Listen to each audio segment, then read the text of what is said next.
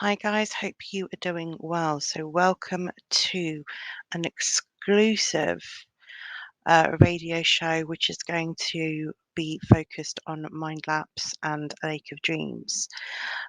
So you're going to have a few updates from Jimi Mitchell in Mindlapse, Michael Cook in Mindlapse, and myself in Mindlapse.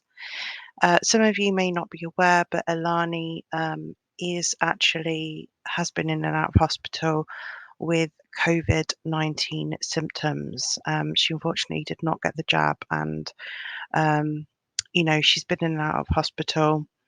So we just wanted to send our love and regards to her this evening, and hopefully she doesn't feel so alone with it. Sending you my love, sis. Elany has joined Mindlapse, so she will be, taking part in the Truth and Told single. But obviously, we have to wait until she gets better. So the release date could potentially be a lot longer than what we thought initially, because we do want to make sure that we, have her bass parts down. And obviously, with COVID happening at the moment, we can't 100% confirm that we can get that bass down in time for the release date. So we will probably be pushing the release date in 2022. In the meantime, however, you can go to our Ragebreed Teespring store.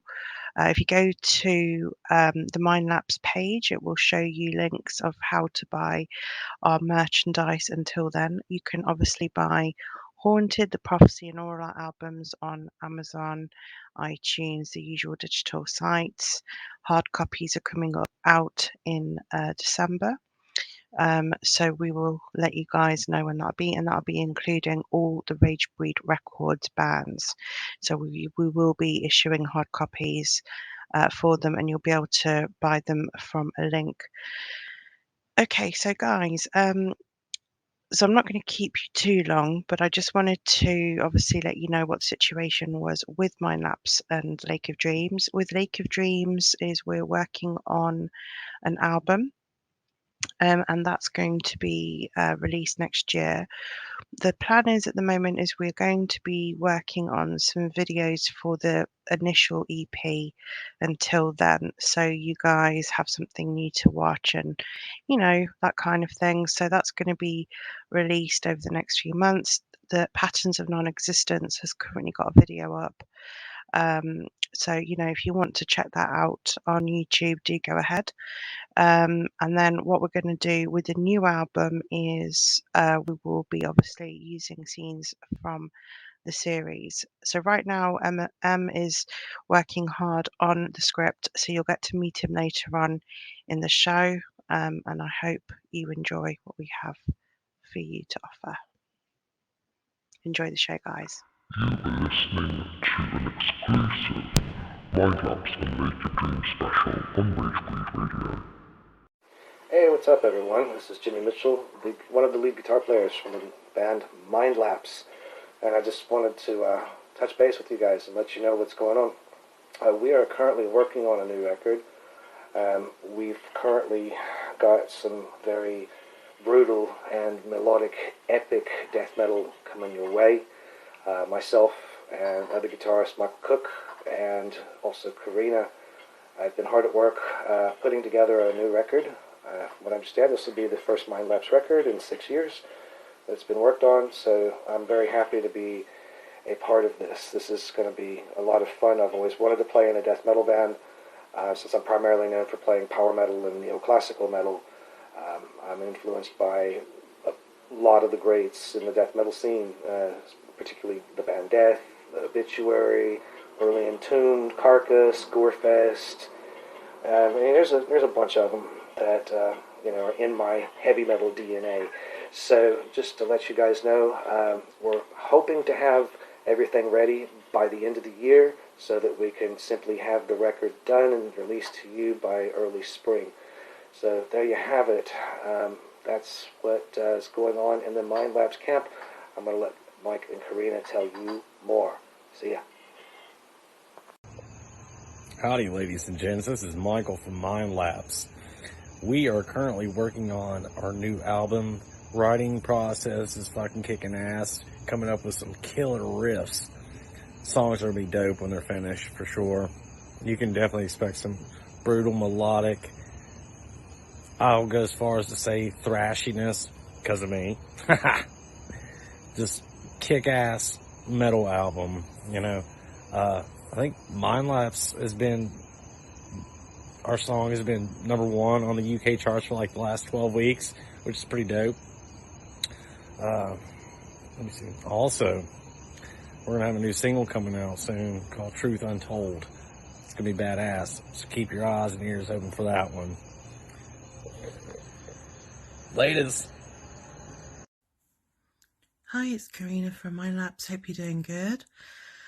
So, Mindlapse have got a lot of good stuff happening at the moment. We've got a single called The Truth Untold that's going to be out later on at the end of the year. And then next spring, we're looking at releasing our album, which is going to be badass. Expect brutal death metal, along with a bit of melodic influence and some thrash, but obviously we're going to have a great metal album which will combine a few different subgenres, I suppose, but expect brutal, you know. It's going to tell a story. It's going to be badass, you know. I'm very excited about the content that we're writing at the moment, and yeah, we're still looking for a bass player and drummer. So if you're from the Ohio or West Virginia area, drop us a message on the Mindlapse page and let us know if you're interested.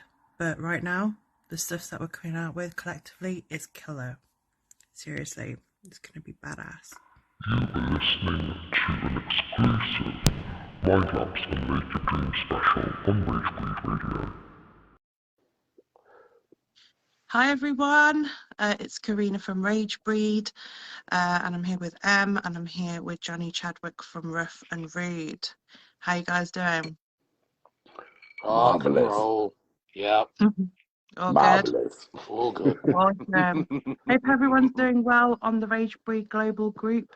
Hope you're all doing well and you've enjoyed your weekend. We're just going to be chatting to Em, who is basically writing the new Lake of Dreams script. All right. Yeah, so basically we're writing the new album alongside while he's writing the script. So he's using the EP stuff up to a certain point. So that should be pretty cool. Yeah. And yeah, let me know how sounds you're like a winner. getting on with it. Well, so far, I mean, thank you for having me on. This is, I'm not just a project on Facebook Live as well. It's the first time I've actually done this. This is all new for me. I've never done this sort of thing before. Right. Get used to it, brother. Yes. So true. Yeah. The script itself, I've only been at it for about a week. And we're one scene down already. We've got the opening scene down already. And from the brief that Karina gave me, it is flowing like what the ideas that I've got going from her lips to my brain to the paper. It's so easily flowing. The story's really easy flowing. The theme is easily flowing. Listening to Lake of Dreams on Spotify, shameless plug, go listen to it. Find it, listen to it. Awesome. Seriously. The atmospheric music we've got on there, and I've been listening to that, and I usually time my script to music. Really easy to follow, really easy to put down, get stuff down on paper. We've got to that point now where I'm not spoiling any of the story. That's for anyone to watch it. I'm not going to say a word about what the story's about. You go watch it. But fantasy. It's going to have some action. It's going to have some horror. It's going to have everything that you could possibly want in it. I'm going to try and get down into this story. It's just mind blowing, the stuff that I've read, that I've been provided with, and I can't big it up enough. Seriously, for the last week, all I've done is just go backwards and forwards from the notes to the script to the different ideas, writing down ideas.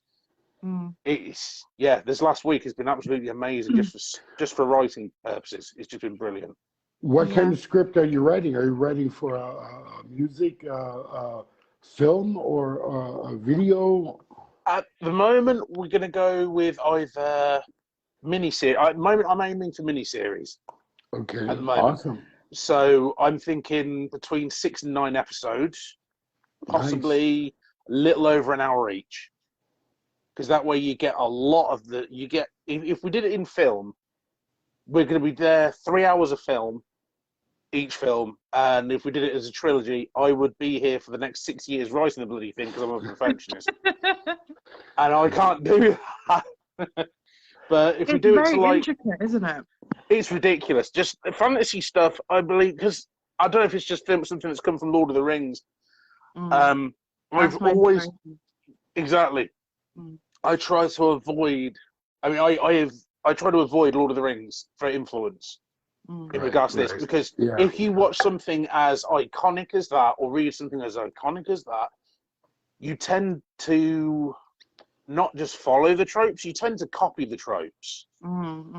And you tend to copy scenes from it, and I do have a tendency of doing that. That's why I have purposely ignored it, put it to one side, not going anywhere near it.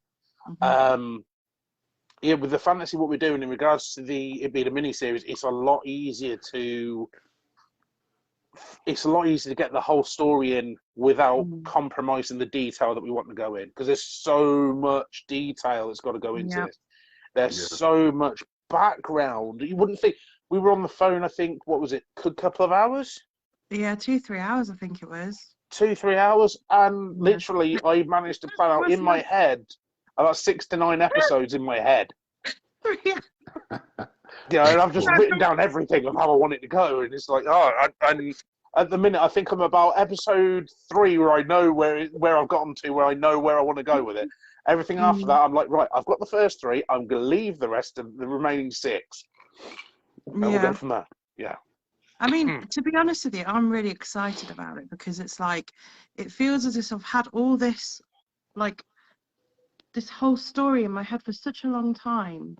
And it was so nice to be able to release the idea to someone else and say, this is actually, how it starts, how the first scene, when I was telling you about the running and things like that. There's so many bits to it that I could already foresee, if that makes sense. It's like you already know how it's going to be, and it was like, it's so nice to just be able to reel it off, and you're like, oh, and then what happened? It was so good because it was like, because all my influences growing up, I mean, fantasy films was a big part of it, so you've got to look at like films like Conan the Barbarian, Red Sonja, Legend, what was the other one, Labyrinth, all that kind of stuff. And I grew up on all that, I mean, obviously I like my Willow. Willow is just such a great film. I mean, Dark Crystal for me. Dark Crystal, and that series was brilliant as well. It was better than the film, and that's hard to say. Like, wow. For me, it was better than the film. It was 4 nearly 5 hours longer than the film, and I was like, I want more. Must have more. Oh, you cancelled it. Yeah. No. Yeah. And what's great about it is that because you can bring all those ideas and influences into the music. Sorry, say again, sorry. You know how I've been using all those ideas and influences and putting it into the Lake of Dreams EP, which is when you were saying to me, oh, do you have any music of what you want to put in there and stuff? And then I also introduced you to the Lake of Dreams EP, which is basically the solo project that I did initially, but now we have Jimi and Michael in there. And dude, like, there's a track that Jimmy's written for the new album. It's so fucking good. I'm like, this is putting me to shame. It's so good.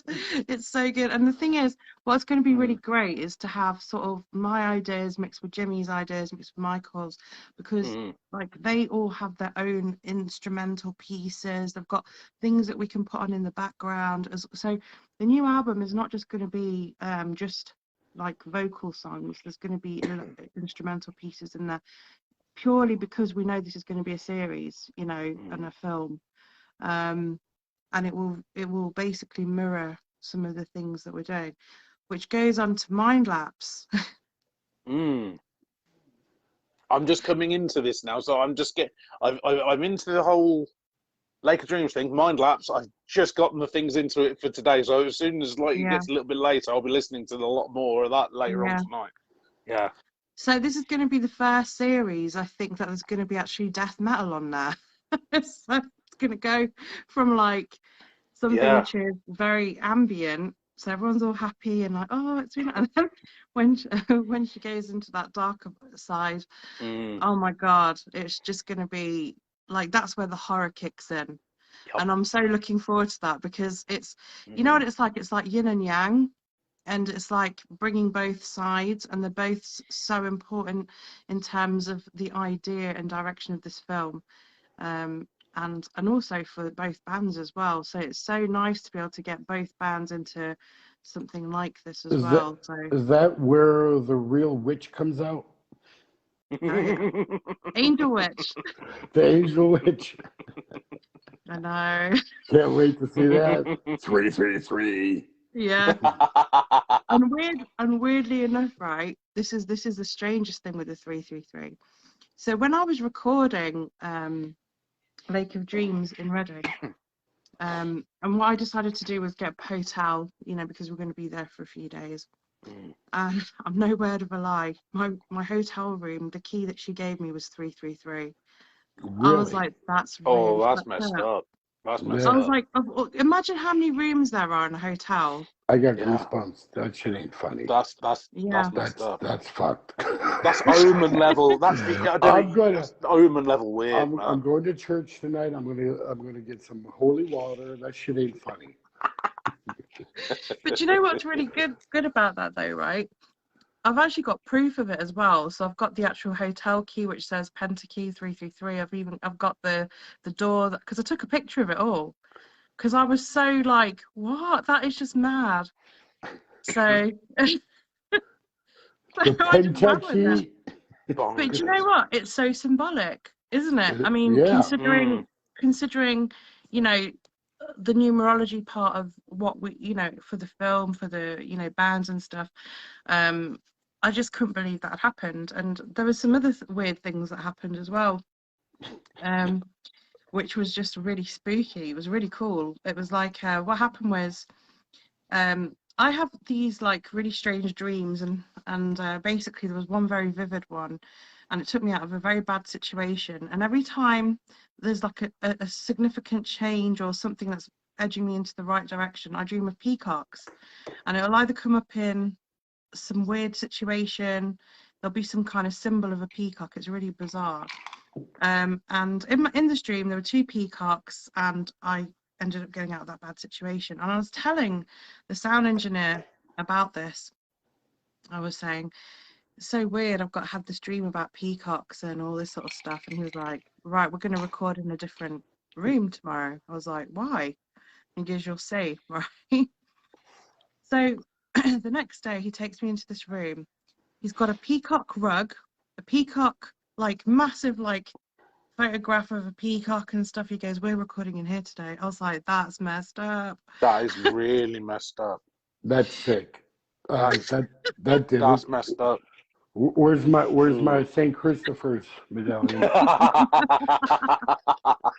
So for me, this project is a very spiritual journey. So I'm really like, it's really bizarre, because I wasn't even going to come out that night to see Danny. So if I hadn't have gone out, I wouldn't have met you. I wouldn't have even known that you were like a film script writer and have done loads of a string of degrees in what you've done. It's like, it's so weird, isn't it? And now we're sitting here and we're writing the film. If I didn't go out that night, because originally I was supposed to go out for Halloween up in Leicester. I wasn't supposed. It was literally last minute Friday night. I'm going. Yeah. If I didn't come out that night, met you, met up with Danny, met up with your crew around there, and everything, I wouldn't have beaten Also, you guys wouldn't have beaten my decade-long writer's block. Oh, It's been 10 years since I've written anything, like Wow. substantial. wow. So yeah, you've somehow managed to break it, That's amazing. and That's that, cool. and for me, that was it's been 10 years of not really writing a thing, and Wow. this is something real, and now it's a case of like I can't That stop myself. I that's have to meant stop to. myself, but I can't stop myself. That's cool. That's a good sign. Mm. It's meant to be. Yeah, Yeah. absolutely. It's Spooky as shit, but it's a Yeah. good sign. this is my life though, Johnny. Shit like this happens so much, you know. It's just so weird. You do want me to get some nightmares tonight, don't you? You know I'm a big baby. I don't want to hear this shit. Who's gonna hold me and cuddle me?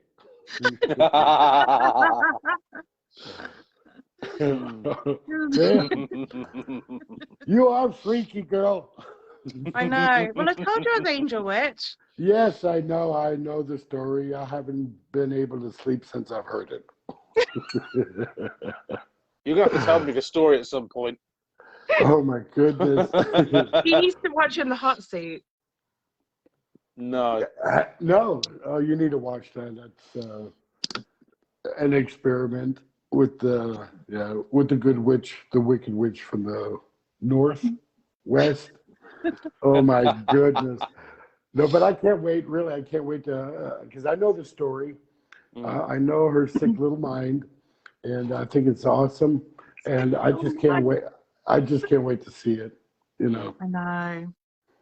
I'm really excited. I can't wait to get the writing as well for Lake of Dreams and Mindlapse, because I think so with the Mindlapse thing, we've written a song called The Truth Untold, which is basically a spirit that is quite an evil, well, not an evil spirit. He basically finds out that his wife has been cheating on him, and the baby that he thought was his best friend, and so he ends up, because he's been an army person, he literally loses it and he tortures his whole family and everything. So he's in hell basically, and and the song is about that, is about but he believes that he deserves to be punished, but it's basically about souls that are in hell, and she meets different souls, if that makes sense. So it's really dark. Like I say, it's going to be horror, so people who are kind of faint-hearted probably would not enjoy this. It's going to be quite, you know, come on, I like death metal music, you know. I can be very pure and sweet and everything, but then there is this side to me which is, you know, I have a dark imagination. I have a quite, you know, like the light stuff's really light, you know. I can think of the most beautiful things, but then I can also go back to the darkest point as well. And that's why my new poetry book's called Nadir to Zenith. And Nadir means the lowest point, and Zenith means the highest point. And that's pretty much me in a nutshell, really. It's really weird. But yeah. No, really? I hear squeaking in my apartment. Do you know what's really funny? That just reminded me. You know, once one of my friends, I stopped down to a house, a little bit off topic here. In the middle of the night, right, I see the shadow. And what she had done is she'd just sat up in the middle of the night because she was sleepwalking. And I was like, dude, are you okay? And all you hear is heavy breathing. I was like, what the fuck? I don't like this. And she was just like, and she was just sitting up, straight up in the darkness. I was like, this is fucked. I can't sleep in here. I went downstairs to the sofa. I was so scared. I was like, what the fuck? Because you don't know. You don't know what people are capable of in their sleep, though. Do you know what I mean? Sleepwalkers, no. Yeah. No, my eldest daughter used to sleepwalk, and it was weird because she used to, like, when she was tiny, she was like 4 or 5. She used to come around the corner, and you didn't know she was there in the corner of your eye until the last minute, and it shit you up somewhat fierce. She's just like, you can just be watching TV late at night, lights are off and everything, and you don't see anything. Next thing you know, she's just stood there, like she's just appeared out of nowhere. Well, I know. I bet you would have should have bricked if she would have said, "They're here." Oh God, no! Oh No, because no, I used to no. sleepwalk too. I walked in my underwear 4 blocks to my aunt's house, Mm. and yeah, no, that was bad. My parents wanted to tie me up on the bedpost. I don't know, but no, but I love that stuff because I believe in it because I've seen it, you know.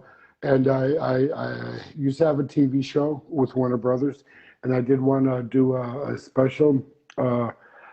Filming of ghosts Did you and do that? That's amazing. entities. I wanted to, but my Mm. camera guy said I refused to go in the house because we had here in Germany, you know, Germany and England, they're very old. So there's been a lot of wars and a lot of woods that's haunted, and we had some institutes, asylums where we had the right to go in and film that overnight because, you know, back then in the beginning, you know how they used to torture these people and kill them. But my my camera guy refused to go in. He said, "I'll set everything up. I'm going to sit in the van with holy water. I'm not going in." Yeah, so we never really had the chance to do it, but I still want to do it because Do you know what we could do, Johnny? You know what we could do? You no, know, I'm not going on the journey with you.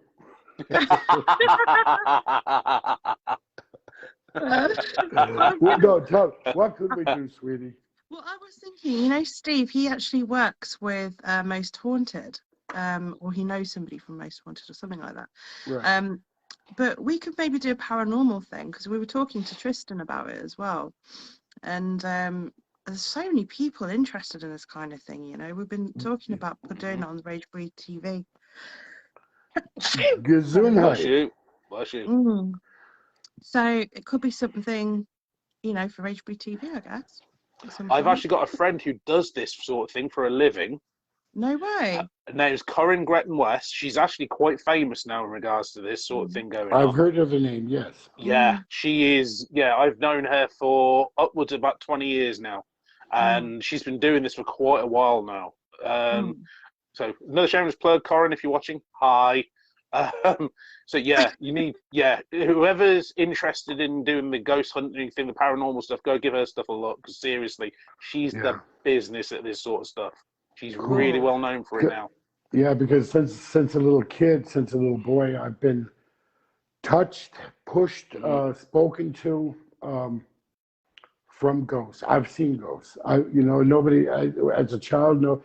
The thing is, my great-great-grandfather, he was a medicine man, and my grandmother, she's a real squaw and also a medicine woman. Wow. So, and my aunt, she was a blue baby. She knew exactly when she was going to die and how she was going to die, and she did exactly the day she said she would.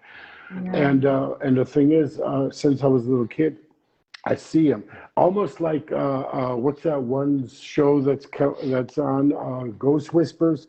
Not excuse me, not that intensive, but I do see it like in my old apartment. Every morning at 3:00, I'd wake up and I'd look, and I had like a 2-bedroom apartment, and there was like a sink. And in front of the sink, there was a little girl. She was dressed really from the 1920s. And I looked at her, and she just stared at me. Every night since when I was living there, I've seen her. And she just pointed. And I tried to figure out talk to me. Let me know what's going on. And that's freaky as shit. So I've learned to accept it and to respect it. But it's still kind of spooky. I'm not afraid. I've done lots and lots of seance also, and but my way. But sometimes there were some bad entities that came in, but I did get rid of them, and I showed them the way out. You have to know what you're doing. You do. That's a secret. You do have to know what you're doing, because if you don't, you can open a door to another dimension and never get rid of this. So it's freaky. But I did. It's a very interesting. Very interesting. I mean, I did a parapsychology course, and I actually got a merit on it. and it was because Nice. obviously, like you obviously know what I spoke to you in detail, Johnny, about some of the Yeah, experiences I've had. right.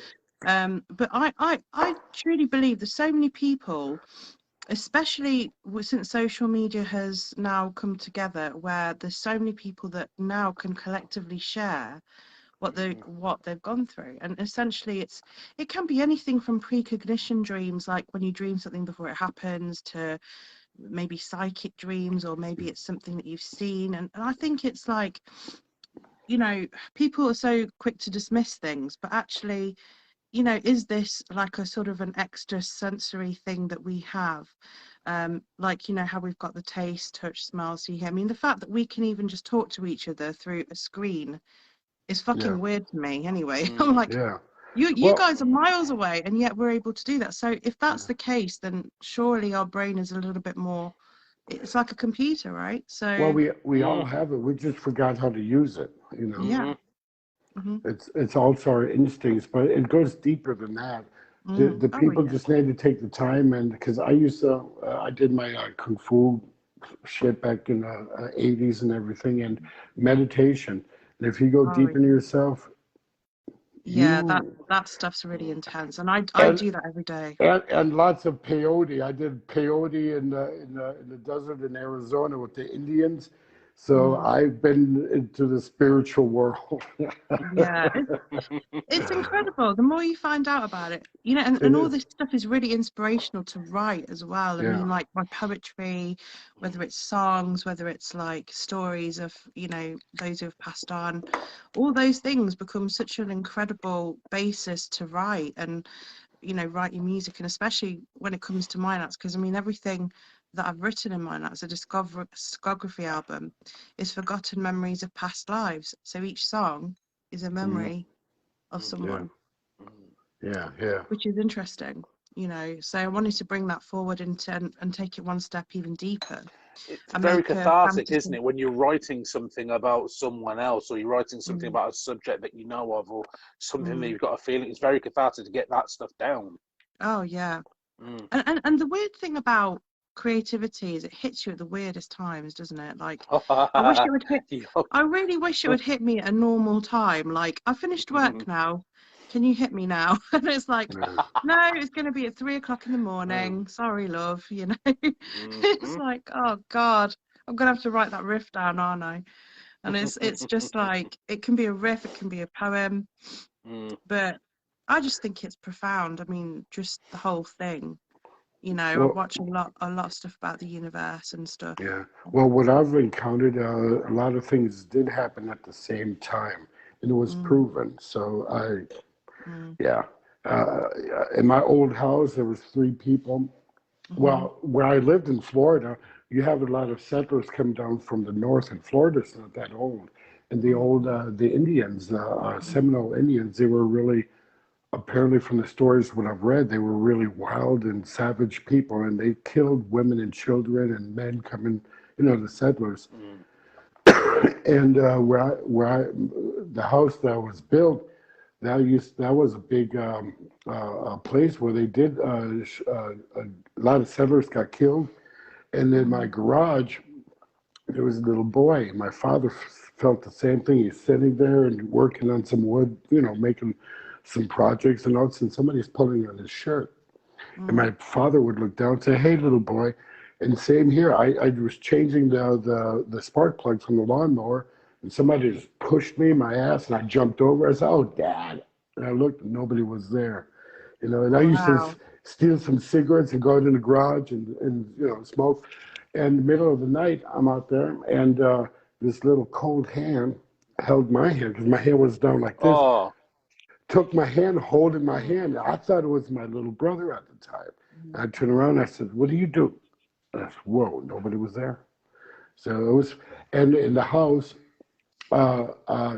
some freaky shit. That house was really old house.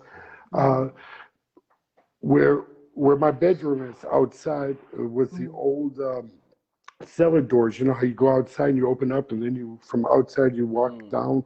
Well, mm, I was playing ball with my dog, and dogs, animals, they sense it. So I was throwing the ball, and it passed the cellar doors, and she stopped, ears back, tail between her legs, got scared. And I said, whoa, something is not right here. So I'm playing with her, but half hour later, I threw the same place, same exact thing, stopped, and then she ran inside the house. Well, sitting at my mom was in Germany, I was still in the States, my dad was working nights as a guard, so I'm sitting there and I hear somebody walking through the hall. Boom, boom, boom, with heavy boots. And we had the old heater with the electric, like some kind of fence on it. And when you stood on it, that's where the heat came out. They heat the whole house, the old heaters.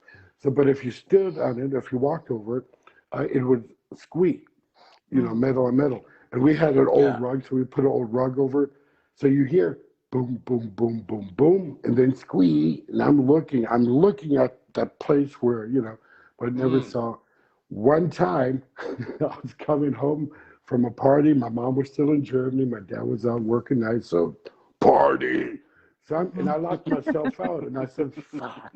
So I remembered my window wasn't locked, so I went around to my bedroom. I pushed up the window, and I jumped in the windowsill, and I looked, and I'm face to face with somebody on the other side of the curtain staring at me. And he turns around, and I push myself off. I'm laying there. And the guy turned around and he walked away. I said, oh. So I called my buddy. They all came over to my house with baseball bats and flashlights. So we all went in through the window, opened the door. His mom came in, looked around. Everything was cool. Nothing was there. And then one night it was a new moon. Not a full moon, a new moon. So you could see everything. And I woke up and I'm looking about 3:30 in the morning. I look out the window and I see two old people squatting in a garden. He had a beige shirt on and a white t-shirt, so a tank top t-shirt, and he had gloves and his straw hat. And his wife, she had a pink tank top with ugly green, light green shorts. And remember, the yellow gloves when you do dishes, the rubber glove. Marigold, Yeah. Oh, really? Well, she was wearing that, and she had a baseball cap with a plastic see-through red, from the sun. So anyway, a couple days later, my neighbor, she came out, Miss May, God rest her soul, and I said, Miss May, who used to live in the house?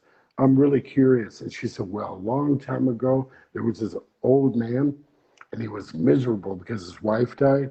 He was really miserable, and he used to yell at the kids walking past the house, going to school. He used to yell at them, shut up, be quiet, stuff like that.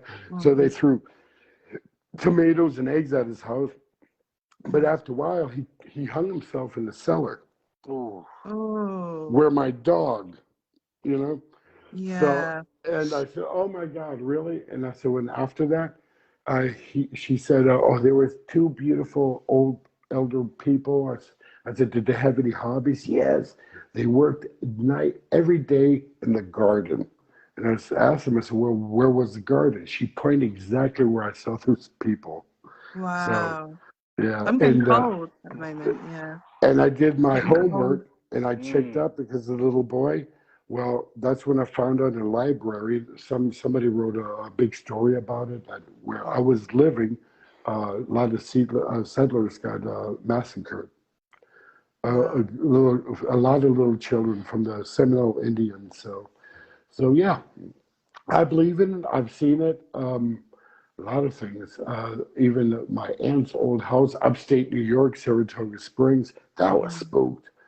You see shadows, and in Germany also, my old apartment, you just see that. This was weird as shit. I came home with my ex-wife once, and I opened the door. We went into the living room, and all of a sudden, you see the fog and wind going from one room. It was a square room. It was going each corner, and it passed the curtains. Well, first it passed the stereo, and the stereo went on, and then it passed the curtains, and it knocked me to my side and went out and out the window through the porch door. Yeah. So, and that was in that house. I think it was somebody got murdered in that house. I don't know. But Germany, Germany is like England, old.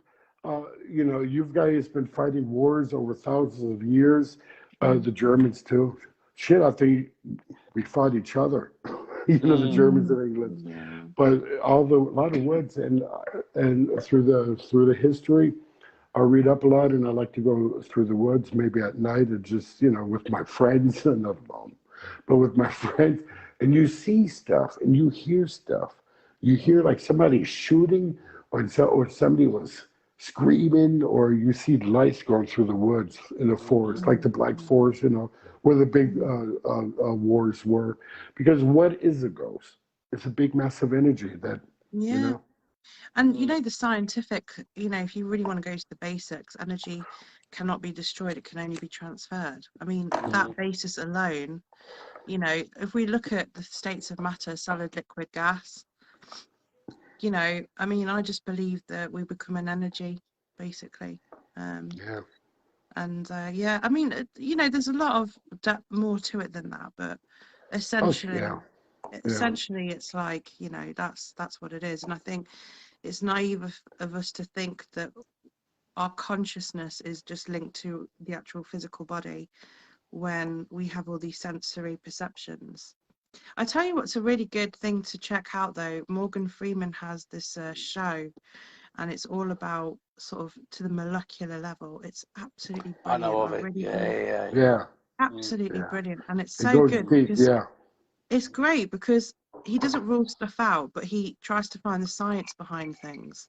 And that's like me. I wanted to know the science about a lot of things, and the parapsychology course was brilliant. I mean, I'll give you an example. So there was an experiment made a while ago, and it was about atoms and stuff. And it's like basically what they did is they did an experiment where the atoms had to go through this loop. There was like two circles, and it had to go through both of them. Okay, so when it was being observed, when it wasn't being observed, it went through both. When it was being observed, it went through one, which means that depending on whether it means that it's conscious that it's being observed, which is really fucking weird.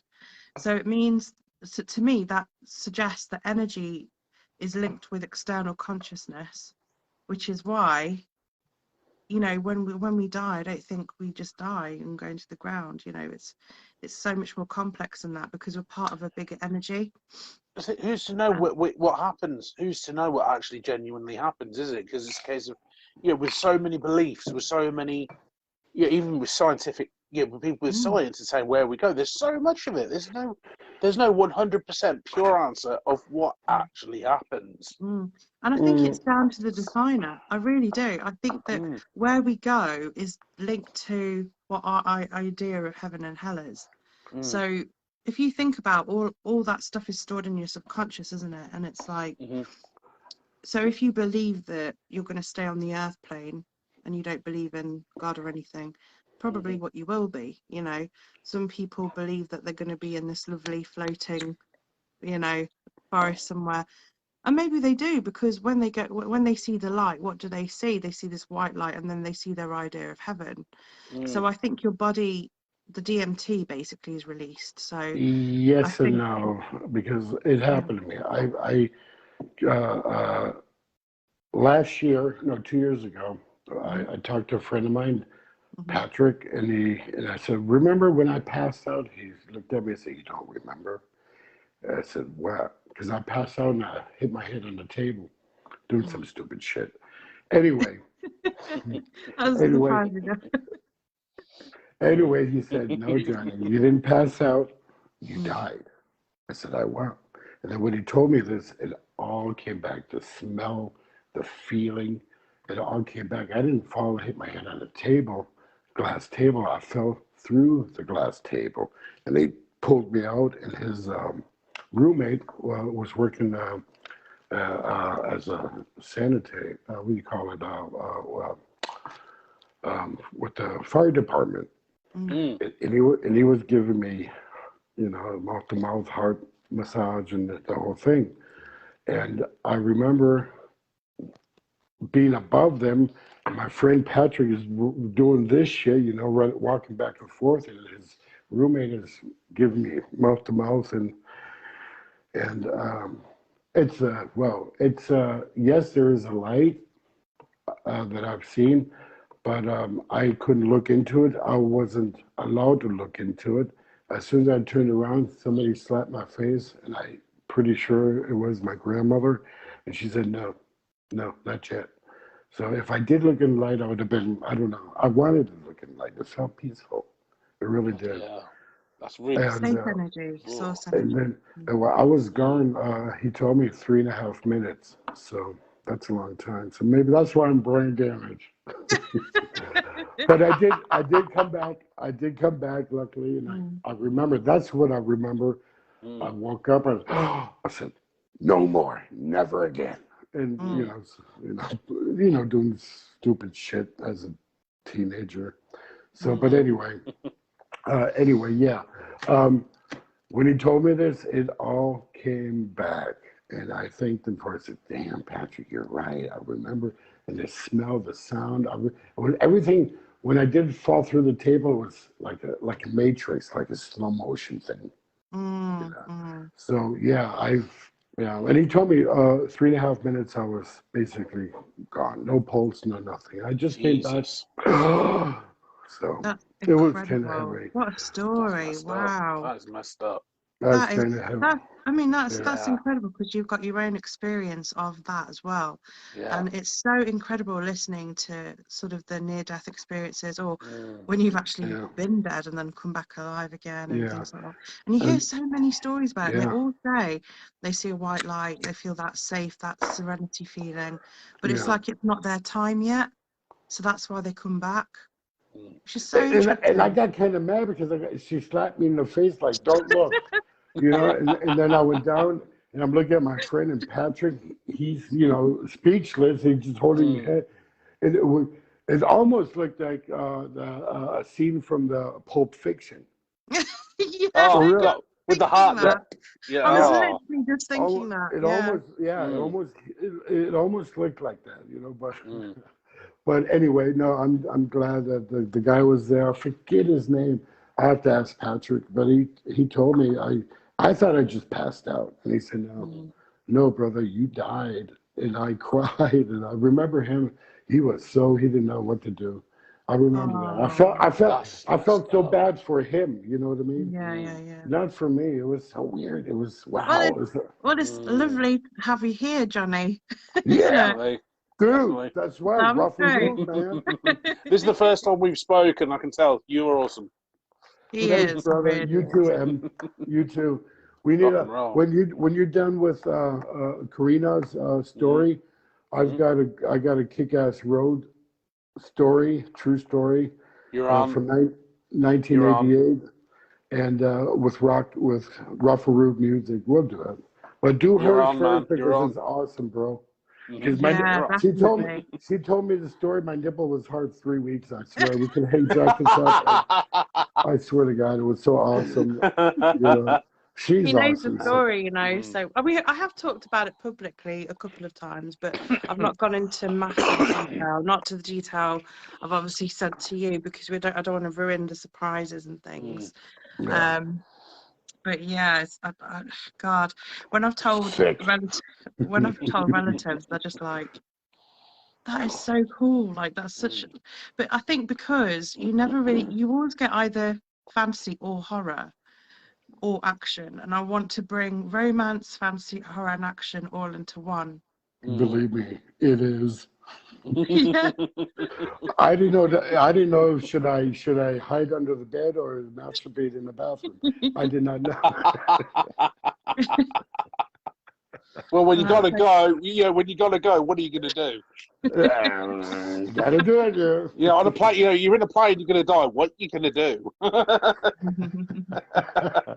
Well, I've got some fantasies. We'll talk about that later. It says it all with Teacher's Pet. Yeah, see. There you go. So Ragebreed just released a single called Teacher's Pet, which is badass. It's so good. It's like I don't know how to explain it. It's kind of like, it reminds me of the days of Skid Row, Warrant, you know, that kind of stuff. It's got that proper, like, old school classic rock, hard rock, edge, sleaze rock, you know. You know that, what was it called? Cherry pie kind of feel. Do you know what I mean? More, She's yeah. just my it reminds me of that kind of feeling, and it's so like uplifting. It's a proper sleaze rock track as well. Like it's really cool. Yeah. Really good It's video as well. thank you. The video, well, it's not the original video I actually wanted, but because of COVID, we couldn't really Yeah. shoot it. I wanted to do like a spin-off from Britney Spears, One More Time, Baby, Baby. You know what I mean? When she's in the classroom. Well, that's what about it. That's what. But the video I did, it fits. It's good. So It's really good. Yeah. it's Gotta good. give Well, that a And watch. wait yeah, until Road to Thunder comes out. That's gonna be badass. So, oh yeah. wait a minute, I'm just seeing. I'm getting guys. I think I have to go. I'm getting a call from San Diego. Yeah, Okay. San Diego. Cool. Love you No worries. guys. Talk to you Peace soon, out, man. Love dude. you soon. Nice to Peace Peace, see out, you. dude. brother. Peace. Bye. Take Bye. care. So I just want to mention a couple of things before we head Yeah. off.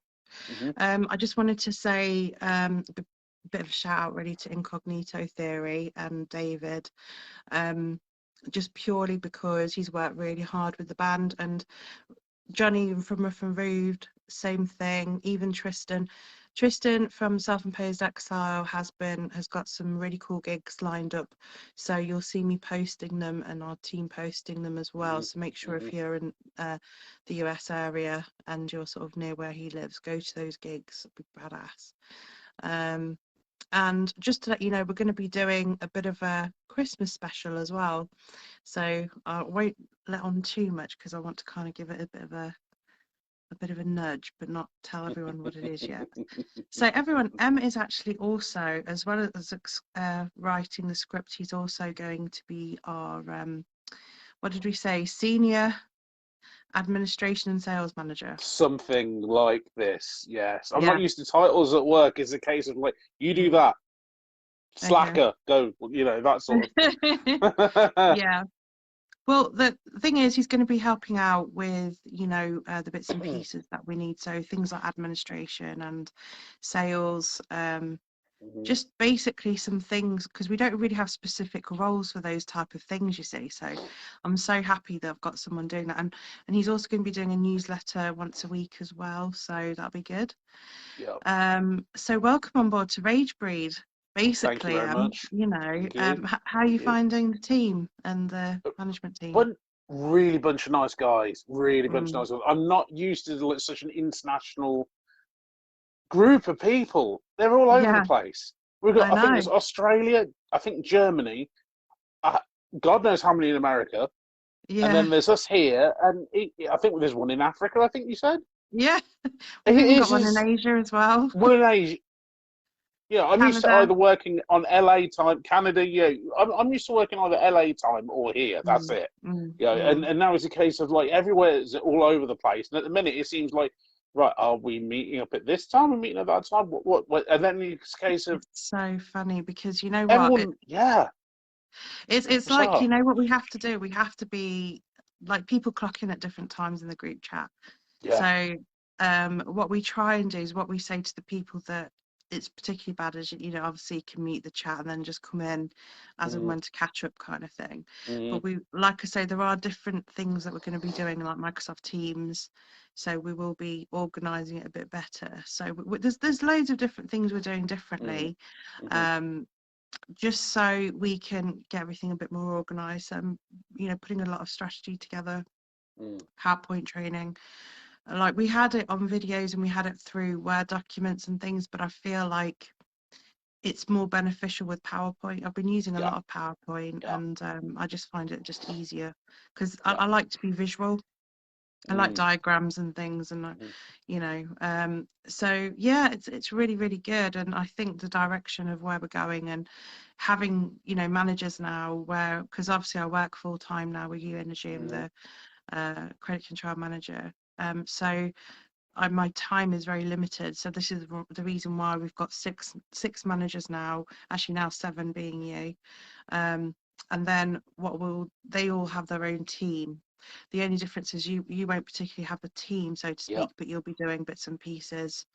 You know, if it ever does get too much though, we can always bring someone in to help you. So, you know, we will always be mindful of that. So yeah, I'm really, really excited because obviously we got voted. I think everything went live actually with SME News. So we won the Midlands Enterprise Awards for I Best Alternative saw Label. this. I Yeah, saw this. Yeah, it popped up on my Facebook. I was like, ooh, this yeah, is going somewhere. I was like, ooh, this is different. Okay, I yeah, didn't expect that. yeah. Did you It know was, that was going to happen? well, basically, they had told me it was going to happen, and I was like, because what it was, we got nominated first, and I was just happy we were nominated. I was like, oh, we got nominated, and then they do their research on the label and stuff, and they have a panel of people that discuss it, and yeah, they said that they I got the message saying Best Alternative Award, but it didn't go live until October, so literally recently, because obviously I knew about it, but it didn't officially go live until recently. So it's out in the website, so you can have a look at the website, and so yeah, really, really positive things happening for Ragebreed. So you know, really, really stoked about that, and just looking forward to the next part now. So it's all the training, because I think the problem is when, because COVID happened and there was a lot of illness within Ragebreed as well, which caused sort of like effects and causes and things like that, consequences. So now that everything seems to be up and running and I'm working, we've got some more strategies and structure in place now. I think it's going to work a lot better. It's just now the focus is now going to be on training. So once we've got everything trained up, then we can start going back to bringing a graphic design team on board and sponsorship management.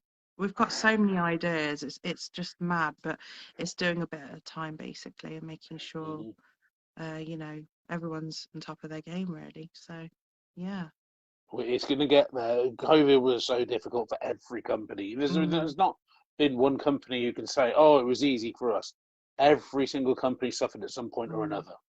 It And did, it's a case of everyone's had to repair or rebuild. I mean, you know, it's a case of there's been illnesses, there's been death, sadly. Everyone's had to go through something to get back where they want to be. And even now, it's a case of like, you know, it looks like I didn't know anything about Ragebreed until the week I met you. I think it was 2 weeks ago now. Yeah. I had no idea about it, never heard of it. Bear in mind, I've been in, you know, I've kind of been in limbo away from everything, like anything to do with media, film, music, everything. Yeah. You know, even when I You used to said you kind of DJ, went into a hermit phase, didn't you? I really did. Yeah. I Yeah. went full on hermit. I quit writing. I quit DJing. I quit doing everything film related. I literally deleted all of my files, all of my old work, aside from a couple of bits. I had literally no interest. I just got disgusted with the industry and where it had gone and things that had personally happened to me. I just thought, you know what, I'm not interested anymore, and that was it. And then this is a case of like coming in. I've been with Ragebreed for what, 24 hours, pretty much. Didn't know anything about it until 2 weeks ago, and already you can see a journey from where it was 2 weeks ago to now. Yeah. And it's a sizable increase of the traffic that's coming, of the things that have happened, the way everything's going. It's a massive journey already in just 2 short weeks. Yeah. And you can see where everything's going. And the way, when you showed me everything, well, what you do, I'm thinking, I'm sorry, are there enough hours in the day for you to be doing all this? You know, you are a person of many hats. You know, there are many hats that you wear and many jobs that these hats entail, and it's crazy.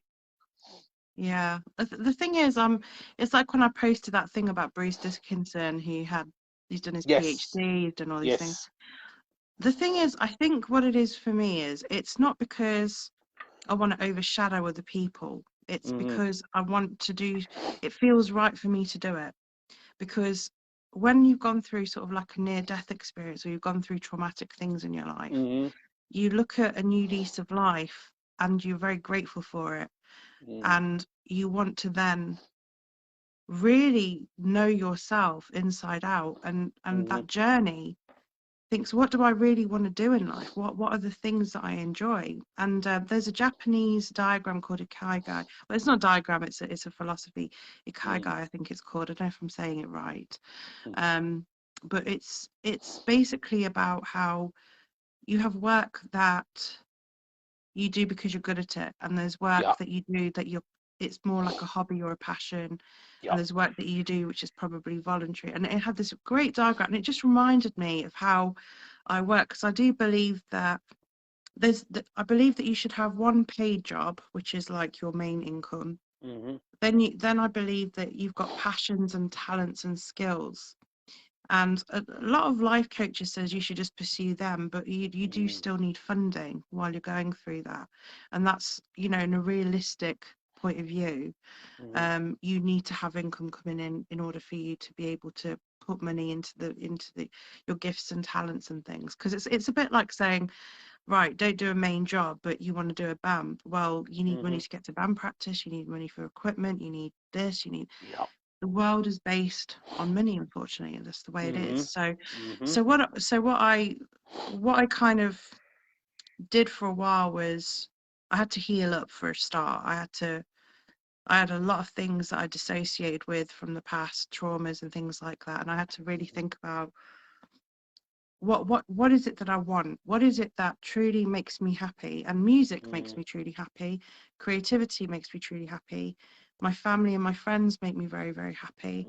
The people that I care about make me happy. Looking after myself, like when I'm exercising, it releases endorphins and things like that. I found that with yoga, I did a course on that. Really enjoy the feeling I get after a yoga session, or Zumba or swimming. Meditation makes me really relaxed and happy. And I just thought of all these different things that I wanted to do. And I'm a very target-driven person. I can't do roles which is just, where it's just samey. I like things where, you're given a target and you have to try and reach it. And I like to coach people. So I did life coaching. I like to see, like, so I told my brother this the other day, one of the biggest things that I love the most is seeing a person go from A to B, because they've gone through that journey and they've got to where they want to go. And I see their inner contentment and I see them shining. And that means more to me than anything, because I know to help someone, really, really shine and be true in our authenticity. Does that make sense? So that's why I always take on leadership or management roles, and it's why I do life coaching and things like that, because I like to see people shine. Everything I've ever done in Ragebreed has been so I can give a gift of a skill or something I can help people with to get them from having no skills to having some skills, And I'm not made of money. Well, you certainly helped me getting rid of the writer's block. Seriously, that's been 10 years of pure, unadulterated hell. Oh, I'm so pleased. I'm so pleased. Yeah, you had no idea how much weight off my shoulders that's been for it to go from literally not writing a thing since early 2012 to now. Yeah. To about a week ago, till Monday this week just gone. Wasn't even, nothing of any substance. Barring the uni work, no script work, no story work, nothing. Not one thing. I could try to put pen to paper. I could try to put fingers to the keyboard, and nothing came out. I just sat there staring at the keyboard, sometimes 10 to 12 hours on end, doing absolutely nothing. Oh. And this week, I have been constantly lying in bed, for obvious reasons, and trying and just going, right, okay, what am I doing today? Right, read the notes. Oh, look, it's gone literally from notes to script, and I haven't even had to think about it. Wow. literally not even had to think, right, this is how I want this to happen, this is how I want this to happen, this is how I want the dialogue to go. I haven't had to think. That's amazing. And this is what it used to be like. And it's literally like being script writing again 10, 15 years ago. I just could just get on with it, into my zone, into my zen, if you would, and not have outside influences let into that, into that world. Yeah. That's my little world. That's my little escapism. I told a friend this week about it, and she's like, and she's even said, she says, "You seem like a different person." I said, "Yeah, I'm back writing again." And she was like, "I'm sorry, you're what? You're writing again?" I said, "Yeah, near full time as well." And she couldn't believe it. Wow. And she says, "You are a completely different person. You have gone from being, I wouldn't say timid, but you've gone from being a shell of what you were." And now she said, "This is like the old you from 10, 15 years ago." And I don't know if I can see that in myself, but seeing it now and looking back on it, it's a case of, yeah, I can see there's definitely some older influences that have, no, not older influences, it's the wrong word. This is the worst thing I'm a writer and I get my own words mixed up. There's just some other things that have definitely changed, and it's made it a lot better. And now I can write, I'm in my own element again, and it feels freaking amazing. Oh, that's amazing. That is so beautiful. Thank you. And if it wasn't for Danny telling me to get my ass in gear and coming out on that night out, meeting you, and then not having that. That's so nice. Mind blown. Yeah, mind blown. Yeah.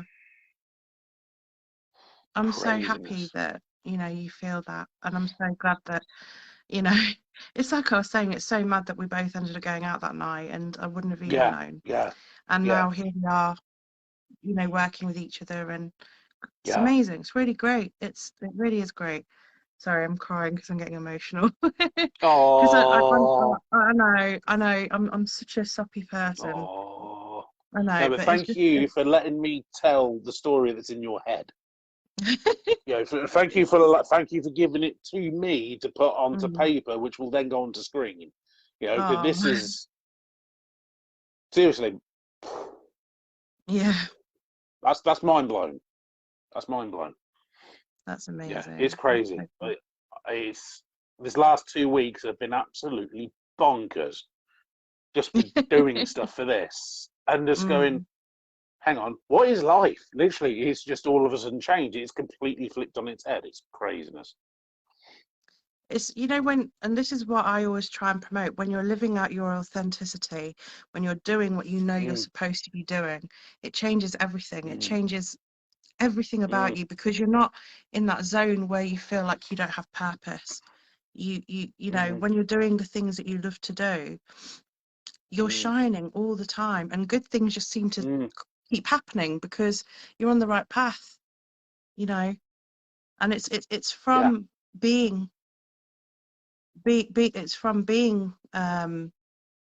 on very difficult roads to really look within, I suppose, to get to that point. I mean, it's like, I mean, I know that I excel in management positions, the type of protagonist personality that I am.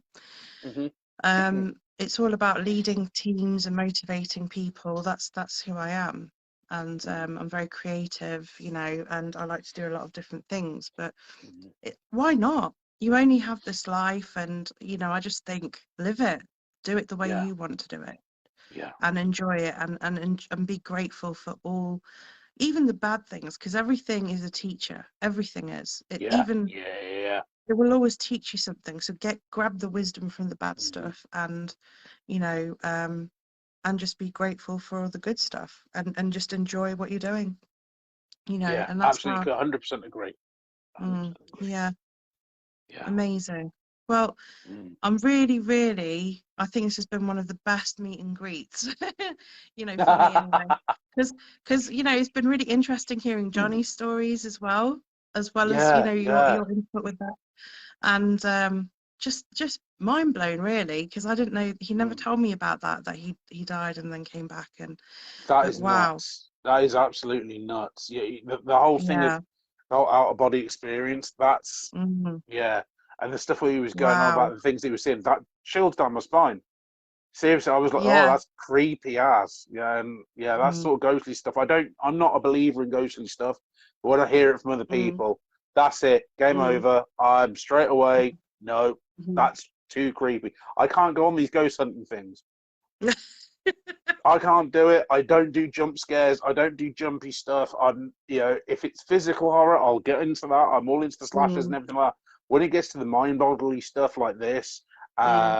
like if you're watching Paranormal, Insidious, all that, like Mhm. Annabelle, nope, Yeah. Weirdly enough, nope. Pardon? I don't tend to. I know it sounds Mm, weird, but I don't tend to watch any horror ghosty films anymore because mm, I just don't do it because they try and make out that the ghost is well, some cases obviously you do get negative spirits, but when people pass on, they're still people, mm, so to speak. Do you know what I mean? mm. That's not why I don't watch stuff like that. I just don't want to scare the shit out of myself before work. Yeah, yeah, yeah, You know what I mean? yeah. No, the only Um, paranormally film I think I've ever seen and enjoyed was 13 Ghosts.